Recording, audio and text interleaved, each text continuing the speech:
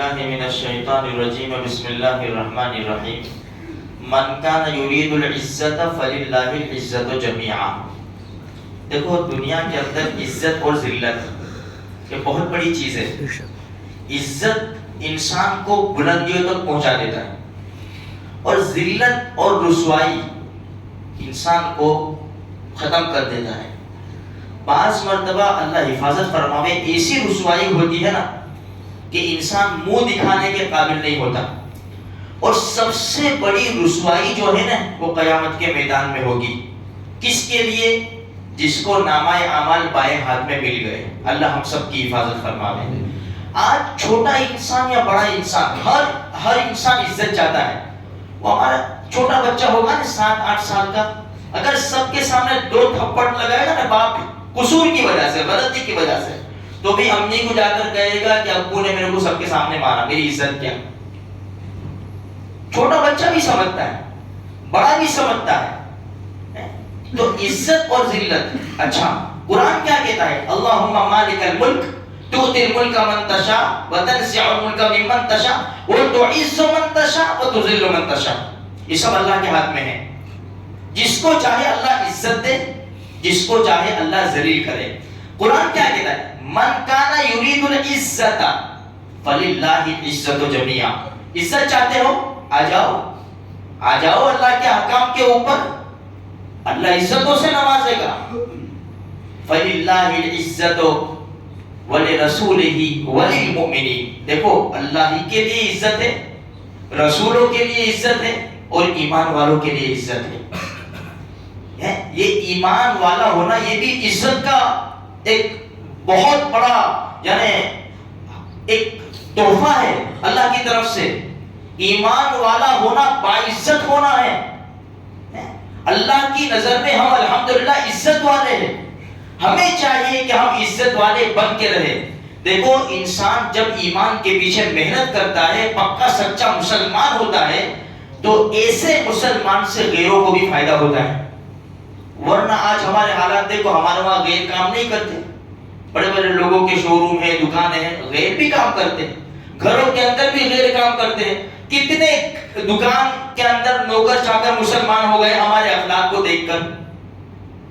کتنے گھر کے کام والے ہمارے اخلاق کو دیکھ کر مسلمان ہو گئے. جو حقیقت میں اخلاق اور مسلمانیت ہونی چاہیے وہ ہمارے پاس نہیں ہے. اس کے لیے ہمیں محنت کرنی ہے. اس سے غیر قوموں کو بہت بڑا فائدہ ہوتا ہے. چھوٹا سا واقعہ سناؤ. اللہ کے ایک ولی ابراہیم خواص رحمۃ اللہ علیہ خود فرماتے ہیں, میں جنگل میں چل رہا تھا, ایک نصرانی راہب کی ملاقات ہو گئی, عیسائیوں کا پادری. اس نے مجھے دیکھا, مجھ سے ملاقات کی اور مجھے کہنے لگا میں آپ کے ساتھ چل سکتا ہوں. میں نے کہا ٹھیک ہے چلو. تو میرے ساتھ ہو گیا. ہم سفر میں چلتے رہے چلتے 7 دن گزر گئے. وہ 7 دن نہ کھانا نہ پینا. 7ویں دن اس راہب نے کہا اے محمدی, اس نے لفظ استعمال کیا, اے محمدی کچھ فتوحات دکھاؤ یار. چلتے کتنا ٹائم ہو گیا, نہ کھانا نہ پینا, کوئی ایسی فتوحات دکھاؤ کہ ہمیں کچھ کھانا مل جائے. تو ابراہیم خواص رحمۃ اللہ علیہ فرماتے ہیں میں رک گیا. میں نے 2 رکعت نماز پڑھی, دعا کے لیے اللہ سے ہاتھ اٹھائے کہ اللہ اس غیر کے سامنے مجھے ذلیل نہ کرنا. اس نے جو لقب دیا ہے محمدی کا لقب دیا ہے, اس کے سامنے مجھے ذلیل مت کرنا, میری غیبی مدد فرما دے. بس دعا قبول ہوئی. ایک خان جسے ہمارا خچا تھال وغیرہ کہتے ہیں وہ آیا. روٹیاں, بھونا ہوا گوشت, تر کھجورے اور پانی کا برتن. ہم نے کھانا کھایا ہم دونوں نے, اور پھر آگے چل دیے. اب چلتے رہے پھر 7 دن ہو گئے. جب 7واں دن ہوا تو مجھے فکر ہو گئی کہ مجھے واپس یہ نہ کہے. اس لیے ابراہیم خواص رحمۃ اللہ علیہ فرماتے ہیں میں نے آگے چل کر اسے کہا کہ بھائی 7 دن ہو گئے, نہ کھایا نہ پیا, میں نے تو اپنی فتوحات دکھا دی, چل اب تو خود دکھا. ابراہیم خواص رحمۃ اللہ علیہ فرماتے ہیں جب میں نے یہ کہا لکڑی ٹیک کر کھڑا ہو گیا اور دعا کرنے لگا. ابھی اس کی دعا ختم ہوئی کہ 2 خوان آ گئے اور جتنا میرے پاس میرے دعا سے آیا تھا نا اس سے ڈبل. تو میری غیرت جاگ گئی, میرا موڈ آف ہو گیا, حیرت میں ہو گیا. میں سوچنے لگا اے اللہ میرے دعا کی تھی, ایک تو نے خان بھیجا, یہ اس نے تیرا ماننے والا بھی نہیں ہے, اس نے دعا کی 2 خان آ گئے.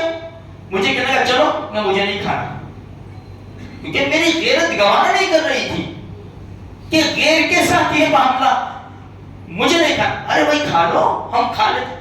جب اس نے بہت ضد کی, میں نے منع کر دیا. آخر میں اس نے کہا کھا لو, 2 بشارتیں سناؤں گا, کھا لو. پہلی بشارت تو یہ ہے اشہد ان لا الہ الا اللہ و اشہد ان محمد رسول اللہ, میں مسلمان ہو گیا. دوسری بشارت یہ ہے کہ دیکھو ابراہیم, میں نے آپ کو ہی سامنے رکھ کر دعا مانگی تھی. میں نے آپ کے رب سے یہ کہا جو اب میرا بھی رب ہے, کیونکہ میں مسلمان ہو چکا. میں نے یہ کہا اے رب یہ تیرا نیک بندہ ہے, دنیا کہہ رہی ہے, لیکن ہمیں نہیں پتا تیرا مرتبہ اس کے نزدیک ہے کہ نہیں ہے. اگر تیرا مرتبہ اس کے نزدیک ہے اور یہ تیرا عزت والا بندہ ہے, تو اس کو پسند کرتا ہے, تو میری بھی دعا قبول کر دے اور میرے لیے بھی کھانا بھیج دے. تو تمہاری برکت سے یہ کھانا آیا ہے. دیکھا یہ اللہ والے جو ہوتے ہیں ان کی برکت سے غیر کو ایمان بھی ملا اور کھانا بھی ملا. تو میرے بھائیوں ہمیں اسے اخلاق پیدا کرے. قرآن جو قرآن ہے وہ قرآن ہمارا آئینہ ہے. جیسے قرآن میں صفات بیان کی گئی ہے آہستہ آہستہ اپنی زندگی میں لانے کی کوشش کرے. اپنے گھر سے شروع کرے, غصہ کم کر دے, غصہ کم کرے. تربیتی ایک پروگرام اپنے گھر میں بناوے, نمازوں کی پابندی کرے, اپنے گھر میں سنت نفل پڑھے, قرآن کریم کی تھوڑی سی تلاوت کرے. اذان ہو جاوے سب بند کر دے بھائی, بات بند. اس طرح کچھ ماحول بنائیں گے نا تو انشاءاللہ آہستہ آہستہ بہت اثر پڑے گا ہمارے اوپر بھی اور ہماری نسلوں کے اوپر بھی اثر پڑے گا. جب مسلمان پکے بنیں گے نا تو غیروں کو بھی ہم سے فائدہ ہوگا انشاءاللہ. اللہ مجھے آپ کو سارے مسلمانوں کو پکا سچا